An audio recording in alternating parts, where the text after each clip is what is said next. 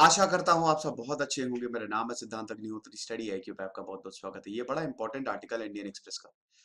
इसमें एक बड़ा इंपॉर्टेंट मैसेज भी है। देखिए, मीडिया जो है ना, मीडिया चौथा स्तंभ है डेमोक्रेसी का और सबसे इंपॉर्टेंट स्तंभ भी है, क्योंकि मीडिया के थ्रू ही आपको इन्फॉर्मेशन पता चलती है। मीडिया अगर बायस्ड हो जाए तो पूरी पब्लिक बर्बाद हो सकती है, ब्रेन वॉश हो सकता है। इतनी ताकत होती है मीडिया में, क्योंकि दोस्तों 100 में से 90 लोग इतना डीपली नहीं पढ़ते।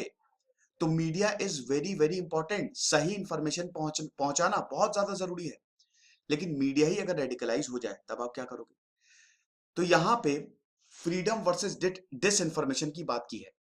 अमेरिका में लॉसूट फाइल किया है फॉक्स न्यूज के अगेंस्ट।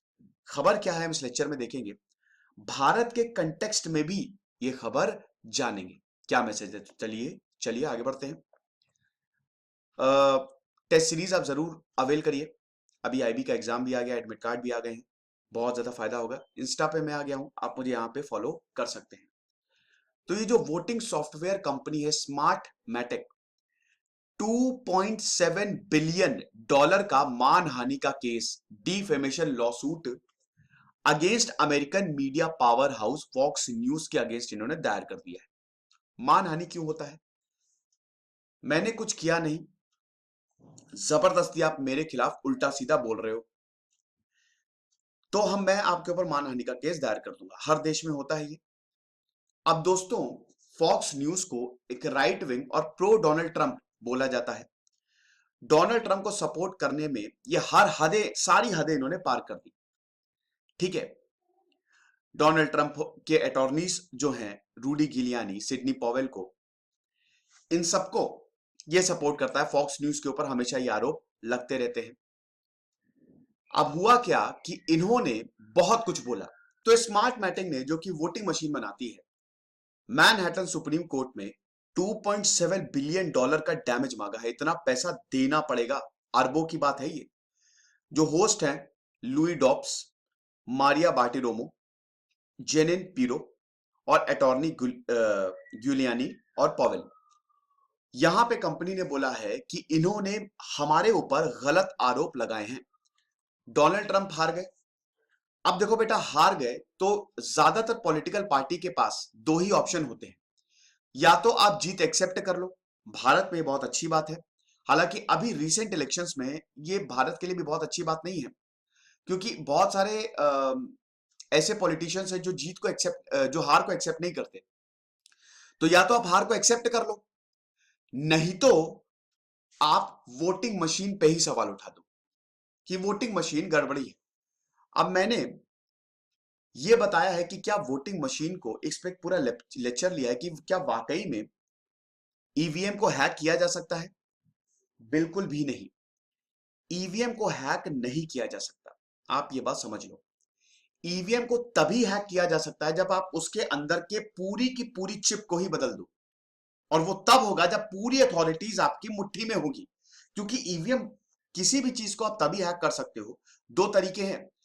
एक तो बाहर से कनेक्शन हो, इंटरनेट आ रहा हो, तो इंटरनेट क्या, एक आपको दरवाजा दे देता है, तब हैकिंग हो सकती है।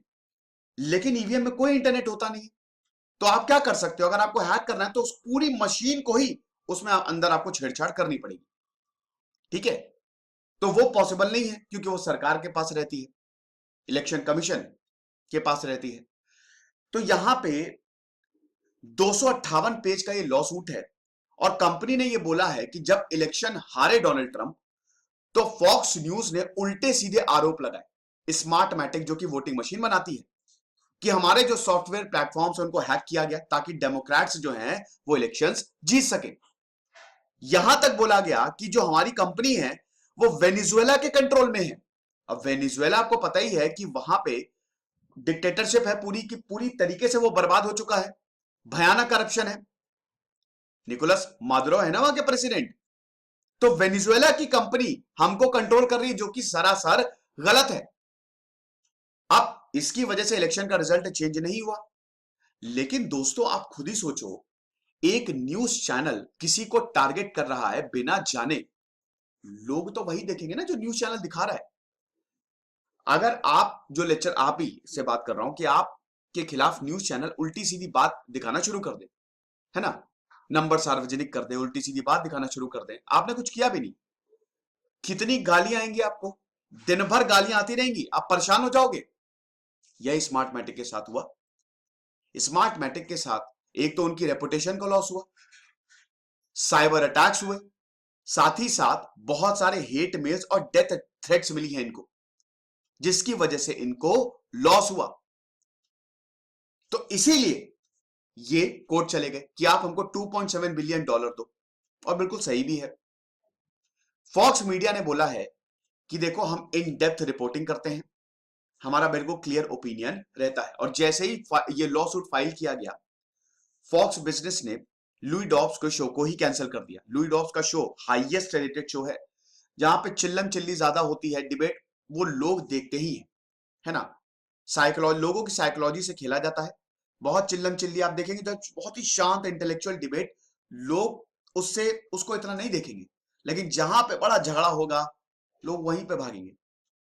तो लुई डॉब्स का बहुत ही हाईएस्ट रेटेड शो है, लेकिन लुई डॉब्स जो है वो एक डिफेंडेंट है, इसमें इनका नाम है, तो इसीलिए इनके शो को ही कैंसिल कर दिया। फॉक्स ने ये भी बोला है कि हमने सब फैक्ट चेक्स किए हैं, ठीक है, इलेक्टोरल फ्रॉड हुए हैं नहीं है, वो सब हमने देखा है।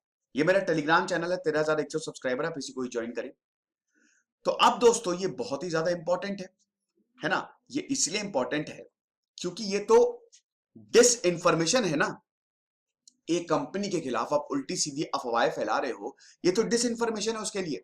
और इस कंपनी ने अब केस फाइल कर दिया है, और ये लॉसूट जो है ये प्राइवेट पार्टी लेके आई है, ठीक है। Private party higher degree of protection होती है पब्लिक फिगर से। फर्स्ट अमेंडमेंट है ना अमेरिका का, फर्स्ट अमेंडमेंट की बात करें दोस्तों, तो फ्रीडम ऑफ प्रेस को ये प्रोटेक्ट करता है। फ्रीडम ऑफ प्रेस, देखिए आप कुछ भी बोल सकते हो, किसी को भी उल्टा सीधा, इसको कहते हैं फ्रीडम ऑफ स्पीच, और एक होता है फ्रीडम ऑफ प्रेस।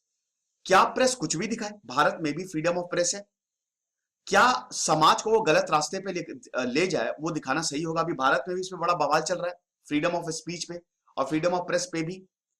अभी हम उसकी भारत के कंटेक्स्ट में कितना इंपॉर्टेंट है वो भी देखेंगे। फर्स्ट अमेंडमेंट में आपको प्रोटेक्शन मिलती है। अमेरिका का जो संविधान बना उसने सबसे पहले मीडिया को ही, अमेरिका का मीडिया स्वतंत्र है, ये तो आप मानेंगे। दुनिया के सबसे ताकतवर मीडिया में अमेरिकन मीडिया आता है, वो प्रेसिडेंट तक को नहीं छोड़ता। तो वो इसलिए है क्योंकि अमेरिका का संविधान उनको प्रोटेक्ट करता है कि आप कुछ भी, आप इंफॉर्मेशन दो, सही इंफॉर्मेशन को, आपके खिलाफ क्रिमिनल केस नहीं हो सकता। डैमेजिंग इंफॉर्मेशन की लेकिन यहां पे कोई बात नहीं है, कुछ रेयर एक्सेप्शंस है, ये चीज है।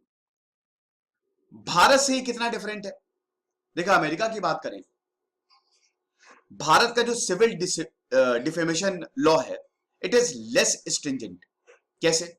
यहां पे आपको प्रूफ नहीं देने हैं, सिर्फ आपको यह प्रूफ करना है कि जो स्टेटमेंट आए थे, है ना, स्टेटमेंट जो भी, अगर आपके मॉरल कैरेक्टर या रेपुटेशन को उसने खत्म किया है, खराब किया है, तो उस इंसान को, जिस इंसान ने ऐसा किया, जैसे मैंने आपके रेपुटेशन को, कैरेक्टर को खराब किया है, उल्टा सीधा बोला है, तो अगर ये आप कोर्ट में, इंडियन कोर्ट्स में प्रूफ, लोअर कोर्ट्स में प्रूफ कर देते हो या कहीं पे भी प्रूफ कर देते हो, प्रूफ ऑफ इंटेंट की जरूरत नहीं है, सिर्फ आपको यही दिखाना है कि इसने मेरे खिलाफ गलत किया और मुझे लॉस हुआ, तो आपको हर्जाना मिलेगा।